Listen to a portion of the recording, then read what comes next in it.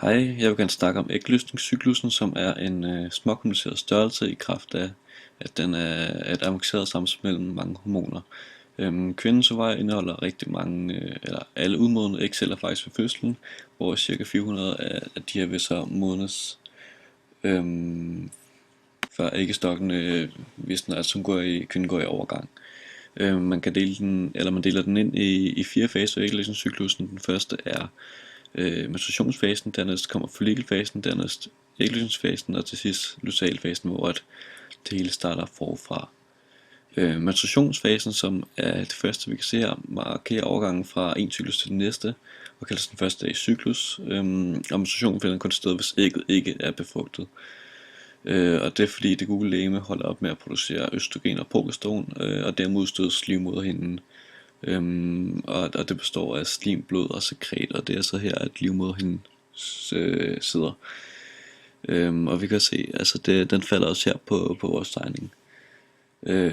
Modning af æg starter allerede, mens menstruationen er i gang, og denne modning er stimuleret af udskillelsen af FSH fra hypofysen. Og det er fordi, at gonadotropin, releasing hormon fra hypotalamus, er blevet frigivet, som stimulerer FSH og LH, som er gonadotropinerne, altså de overordnede hormoner. Modning af æg foregår i en follikel her, der består af hormonproducerende follikelceller og selve ægget. Og den her follikel, den producerer altså østrogen, og østrogen det har en negativt feedback med FSH-koncentrationen, som vil falde i sidste ende af follikelcyklusen, så der ikke kan dannes nye follikler i resten af cyklen. Og vi ser her, hvordan negativ feedback-mekanisme fungerer, så vi har et endokrin kirtel, som kan være, eller som i det her tilfælde er hypofysen, som producerer LH. LH går ned i gonaderne, og hos kvinden er det ovarierne, som stimulerer østrogen, som går tilbage igen, og så i hypofysen, som gør, at der kommer mindre af det andet stof. Men folliklen stimulerede altså østrogen, og det kan vi også se, den stiger meget her.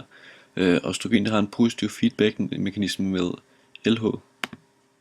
Og det medfører så ægløsningen, hvilket betyder, at ægget frigives fra folliklen. Den brister så at sige, og føres ud i æggelederen, hvor at den befrugtes typisk i den sidste tredje. Og det sker ved hjælp af nogle peristaltiske bevægelser, som den kan lave, fordi den har en ringformet glat muskulatur. Men altså, derefter så bevæger den så ud i livmoderen, hvor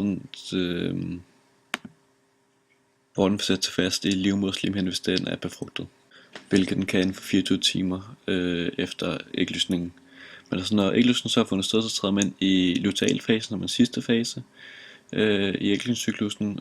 Folliklen så ændrer sig til det gule legeme, som også kaldes corpus luteum for latin, og her begynder cellerne i folliklens væg at dele sig ved mitose, så den danner en hormonproducerende kirtel, som producerer både østrogen og progesteron. Det kan vi se, at de stiger også her. Og progesteron, østrogen, de stimulerer også væksten på livmoderslimhinden, så den bliver større. Og den er vigtig, hvis ægget skal vokse fast. Men hvis ikke ægget er befrugtet, så vil det gule legeme gå til grunde, og derfor vil der længere blive produceret østrogen eller progesteron, og så vil livmoderslimhinden udskilles sammen med ægget, og en ny fase vil starte på ny, som stimuleres af FSH.